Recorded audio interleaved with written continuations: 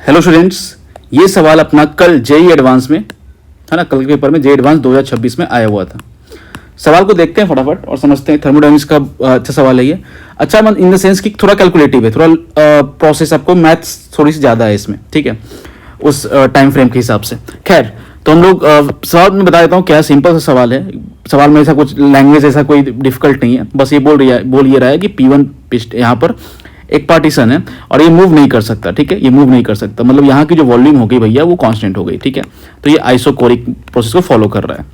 ये बोल रहा है यहाँ जो पिस्टन है, ये पिस्टन जो है ये मूव कर सकता है, बट यहाँ पर प्रेशर जो है वो P0 एटमॉस्फेरिक प्रेशर मेंटेन रहेगा हमेशा। तो हमेशा मेंटेन रहेगा, तो बोल सकते हो आइसोबैरिक को फॉलो कर रहा है ये। यहाँ इस कंटेनर में 1 मोल मोनोटोमिक गैस है, यहाँ भी 1 मोल मोनोटोमिक गैस है। ये जो पिस्टन है वो थर्मली इंसुलेटेड है, ये लिखा हुआ है सवाल में कि थर्मली इंसुलेटेड है, जबकि ये जो है वो थर्मली कंडक्टिंग है, ये थर्मली कंडक्टिंग है, ठीक है यहाँ तक। और ये जो पार्टीशन है, इस पार्टीशन का थर्मल कंडक्टिविटी के है और क्रॉस सेक्शन एरिया ए दिया है भैया, ठीक है। बोल ये रहा है कि दोनों के बीच में जो S1 S2 दोनों के बीच में शुरू में जो टेम्परेचर डिफरेंस था डेल्टा टी था, डेल्टा टी नॉट था, और बताना है कि कितने टाइम के बाद उसका टेम्परेचर डिफरेंस जो है, दोनों का temperature difference delta T naught by 2 हो जाएगा। तो हमें ये बताना है, और ये जो है एन एक्स आर अपन के टर्म में दिया हुआ है, और हमें एन फाइंड करना है कि एन क्या होगा। सवाल समझ में आ गया। बेसिकली हमें बताना है कि टाइम कितना लगेगा टी नॉट से डेल्टा टी नॉट बाई 2 होने में, ठीक है, बस इतना दिया हुआ है। और सवाल को सॉल्व करते हैं फटाफट, ठीक है। चलो देखो सवाल को, दो चीज़ें इंपॉर्टेंट है यहाँ पर। सबसे पहले जब सवाल पढ़ोगे तो एक चीज़ तो दिमाग में खटकेगा, और वो है ये कि थर्मल कंडक्टिविटी दी हुई है यहाँ पर के, एरिया दिया हुआ है ए, तो हम हीट ट्रांसफर का कॉन्सेप्ट लगाएंगे। और हमें पता है कि सीधी सी बात है कि d q by d t है ना, ये d q by d t is equal to, और यहाँ पर क्या है, आइसोकोरिक प्रोसेस है क्योंकि वॉल्यूम कांस्टेंट है, तो हम लगाएंगे n C v delta T. बढ़िया है सर। वही d q by d t क्या होता है, K A delta T by L होता है। यहाँ माइनस साइन लगाएंगे क्योंकि हीट रिजेक्ट हो रहा है, यहाँ से हीट निकल रही है, तो यहाँ माइनस आएगा हीट में और यहाँ प्लस आएगा, तो इसलिए माइनस लगा यहाँ पर। यहाँ आगे प्रोसीड करते हैं हम। ये जो सॉल्व कर रहा हूँ किसके लिए कर रहा हूँ, ये इस बॉक्स के लिए, S1 के लिए, ठीक है, S1 के लिए सॉल्व कर रहे हैं। तो फटाफट सॉल्व करते हैं। ये कितना दिया हुआ है, मोल दिया है अपना 1 मोल, ठीक है ना, 1 मोल दिया हुआ है, तो 1 हो जाएगा आराम से, 1 हो जाएगा भैया ये। और CV का वाला फॉर्मूला होता है FR/2, तो FR/2 में भी लिख देता हूँ, ठीक है। डेल्टा टी है ना, यहाँ डेल्टा टी नहीं होगा, यहाँ पर जो टेम्परेचर है वो समय के साथ चेंज हो रहा है, तो यहाँ dt होना चाहिए, तो मैं यहाँ लिख देता हूँ dt, ठीक है, dt टेम्परेचर, ठीक है, स्मॉल धीरे धीरे चेंज हो रहा है। और ये KAL ये तो टेम्परेचर डिफरेंस होता है, ठीक है, ओके। यस, यहाँ क्या होता है, यहाँ ध्यान रखना, यहाँ स्मॉल चेंज इन टेम्परेचर होता है NCV डेल्टा टी में, यहाँ क्या होता है, टेम्परेचर डिफरेंस, दोनों में डिफरेंस समझना। यहाँ डी लोग क्या करते हैं, ये डिलीट करते या काट देते, तो गड़बड़ हो जाता, ठीक है। खैर, अब देखो यहाँ पर मोनोटोमिक गैस है तो 3R/2 हो जाएगा भैया, तो 3R/2 dt equal to minus के ए, और L दिया हुआ है x और डेल्टा टी। यहाँ तक सही है भैया, ओके, कोई दिक्कत नहीं है। अब देखो यहाँ पर मैं इसको सिंप्लीफाई करूँ, और यहाँ से मैं इसको टेम्परेचर मान लो, पहला टेम्परेचर है ना, S1 का टेम्परेचर T1 मान लेता हूँ, तो T1 सॉरी DQ लिखा है, यहाँ DT छूट गया ना, DT छूट गया यहाँ पर। अरे DQ का फॉर्मूला होता है ना NCV, DT तो लिखोगे यहाँ पर DT, हाँ, तो dt यहाँ होगा, यहाँ पर dt, ठीक है भैया। ये हो जाएगा अपना -2KA upon 3RX delta T. ये आ गया अपना S1 वाले का, ठीक है, इस रेट से चेंज हो रहा होगा टेम्परेचर। अब इस सेम लॉजिक लगाते हैं यहाँ पर, ठीक है, S2 वाले के लिए, इसको डिवाइड कर देते हैं, ठीक है, ऐसे, हाँ। अब लिखते हैं dQ/dt इसके लिए, तो यहाँ पर क्या है, यहाँ पर है ये आइसोबैरिक है, मतलब कि एटमॉस्फेरिक प्रेशर मेंटेन बोला है, तो NCP डेल्टा टी हो जाएगा, तो NCP डेल्टा टी लगा देते हैं भैया। यहाँ पर प्लस साइन होगा क्योंकि हीट गेन कर रहा है, तो KA/L डेल्टा टी हो जाएगा।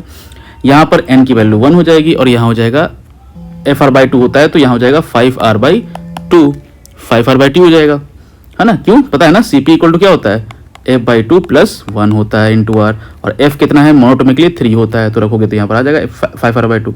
डेल्टा टी यहाँ पर फिर से dt हो जाएगा, है ना, अगेन dt छूट गया यहाँ पर नीचे dt, यहाँ dt equal to KAX delta T. सही है सर। इसके बाद हम आगे प्रोसीड करेंगे, तो मैं लिखूंगा यहाँ पर कि 5R/2 dt equal to KAX, वही सेम लिख दिया मैंने। अब यहाँ से मैं dt, यहाँ dt2 कर देता हूँ, है ना, dt2 कर देता हूँ दूसरे वाले के लिए, तो dt2/dt इज इक्वल टू क्या हो जाएगा, 2KA upon 5RX delta T. ये आ जाएगा भैया, कोई दिक्कत नहीं यहाँ तक। दोनों का निकल गया किस रेट से चेंज हो रहा है। अब बोल रहा है अकॉर्डिंग टू क्वेश्चन क्या है भैया कि T1 minus T2 is delta T। ये दिया हुआ है क्वेश्चन में टेम्परेचर डिफरेंस। अच्छा T1 कितना है, तो हम इसको डिफरेंशिएट के फॉर्म में लिखेंगे, क्योंकि डिफरेंशिएशन के फॉर्म में यहाँ पर, तो डिफरेंशिएशन के फॉर्म में लिख देते हैं। तो dt1 upon dt minus dt2 by dt is equal to d delta t by dt। सही है, कोई दिक्कत नहीं है।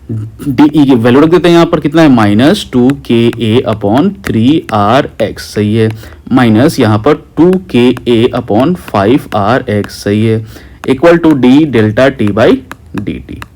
ठीक है सर, यहाँ से मैं आगे लिखूँ तो d delta T by T T जो आएगा वो अपना यहाँ कॉमन ले सकते हैं। यहाँ कॉमन क्या आ जाएगा, minus 2ka upon rx common आ जाएगा। अंदर बचेगा तुम्हारा क्या, यहाँ 1/3 बचेगा और प्लस 1/5 बचेगा।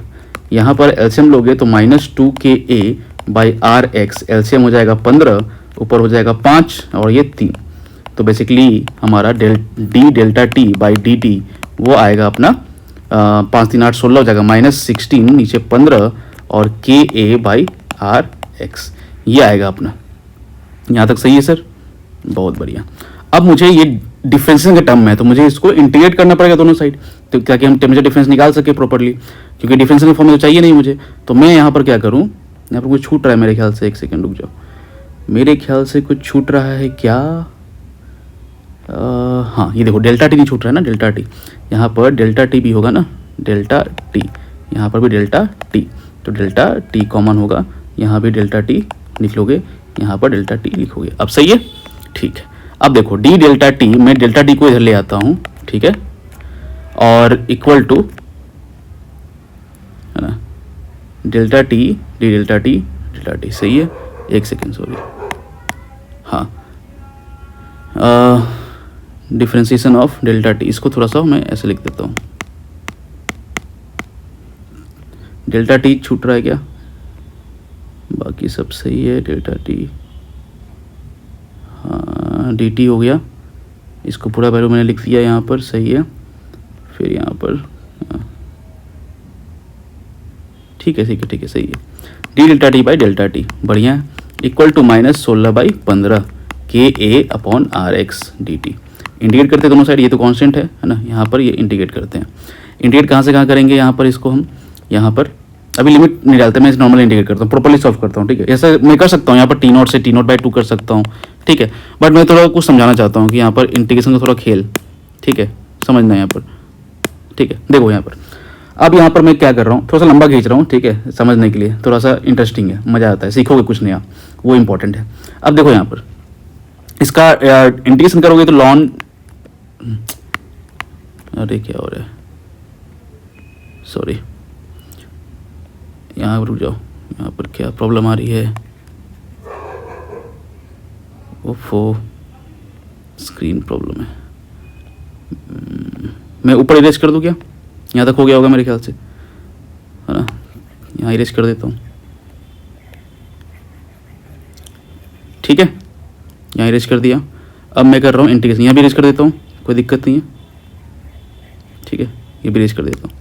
देखो यहाँ पर इसको मुझे इंटीग्रेट करना है, तो मैं इंटीग्रेट करूँ तो यहाँ समझ में आ रहा है, लॉन आएगा इसका इंटीग्रेशन, तो यहाँ लिखता हूँ मैं लॉन डेल्टा टी, ठीक है, इक्वल टू यहाँ पर यहाँ क्या है माइनस 16/15। इस पूरी को मैं कांस्टेंट कर दूँ क्या एक अभी के लिए, इसको मान लेता हूँ के कांस्टेंट, ठीक है, तो ये पूरा माइनस के हो जाएगा और डी टी का इंटीग्रेशन टी होगा, तो टी हो गया। अब मैं लॉन को उधर फेंकूंगा तो delta T equal to e to the power minus k t आ जाएगा, कोई दिक्कत, सही है। अब देखो, अब यहाँ पर देखो कि ये डेल्टा टी इतना आया हमारा, है ना, डेल्टा टी, एक सेकंड मेरे ख्याल से, हाँ सॉरी, यहाँ पर इंटीग्रेशन किया तो यहाँ पर कांस्टेंट भी आएगा, सब अभी होना था क्या, हाँ यहाँ पर मैं इंटीग्रेट कर रहा हूँ तो यहाँ पर कांस्टेंट आएगा, कांस्टेंट यहाँ पर मैं लिख देता हूँ प्लस सी, तो यहाँ पर प्लस सी हो जाएगा पावर में, ठीक है। इसको मैं लिख सकता हूँ डेल्टा टी को e to the power minus k T into e to the power C, क्योंकि प्लस में है यहाँ पर पावर, तो ऐसे लिख सकते हैं हम लोग मल्टीप्लिकेशन में। अब यहाँ पर देखो तो डेल्टा टी इक्वल टू इस कांस्टेंट को हम ए मान लेते हैं, ठीक है, ई to the power minus k T. अब देखो इफ टी इक्वल टू 0, अगर टी 0 है तो उस समय डेल्टा टी कितना है, डेल्टा टी नॉट है शुरू टाइम में, है ना, डिफरेंस, तो हम लिखेंगे यहाँ पर तो डेल्टा ए की वैल्यू कितनी आ जाएगी, यहाँ पर अगर हम टी की वैल्यू 0 रखेंगे तो ये वैल्यू ये हो जाएगी 1, और ए की वैल्यू कितनी हो जाएगी डेल्टा टी नॉट। तो हमें मिलेगा सो वी गेट, है ना, यहाँ से so we get delta T naught is equal to क्या, सॉरी डेल्टा टी, एक सेकेंड, हाँ, delta T equal to delta T naught e to the power minus k t. ये हमारा इक्वेशन मिला। अब बोल रहा है कि पूछ रहा है वो डेल्टा टी अगर डेल्टा टी नॉट बाई 2 होगा तो कितना टाइम लगेगा, तो वहाँ रख देते हैं delta T naught by 2 equal to delta T naught equal to minus sorry e to the power minus k t. ये और ये खत्म हो गया, ये आ गया भैया 1/2 equal to e to the power minus k t. E इधर आएगा तो लॉन 1/2 हो जाएगा equal to e to the power minus k t. इसको मैं लिख सकता हूँ माइनस लॉन टू, लॉन की प्रॉपर्टी लगा दिया मैंने और माइनस के टी लिख दिया। सही है सर।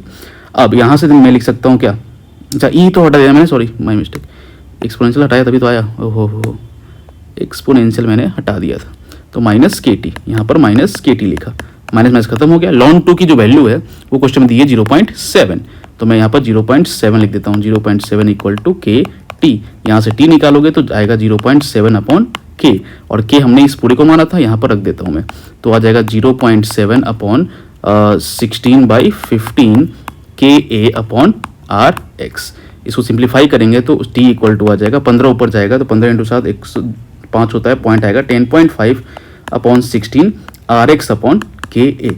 जब इसको सॉल्व करोगे तो अप्रोक्स जो आंसर आएगा इसका डिवाइड करने पे वो आएगा 0 पॉइंट समथिंग आता है, मैं रुक जाओ मैं बताता हूँ आपको, इसका जो आएगा हाँ 0.65625 आर एक्स अपॉन के ए, ये होगा एग्जैक्ट आंसर। ठीक है, और यहाँ n की वैल्यू ये हो जाएगी, बट यहाँ बोला था एक्चुअली क्वेश्चन में कि 2 इंटीजर बताना है, तो आंसर आएगा यहाँ पर राउंड ऑफ करके 0.66, मतलब रेंज दे देगा लेकिन एग्जाम में 0.65, क्योंकि एडवांस में जनरली एक रेंज बढ़ा देता है थोड़ा सा, तो ये रेंज होना चाहिए और मेरे ख्याल से ये आंसर होना चाहिए। तो ये सवाल था, बहुत इंटरेस्टिंग सवाल था, और मैंने जो सॉल्व किया वो आई होप आपको समझ में आया होगा। ठीक है, और एक बार और देख लो तो और से समझ में आ जाएगा। ठीक है, thank you so much, thank you so much.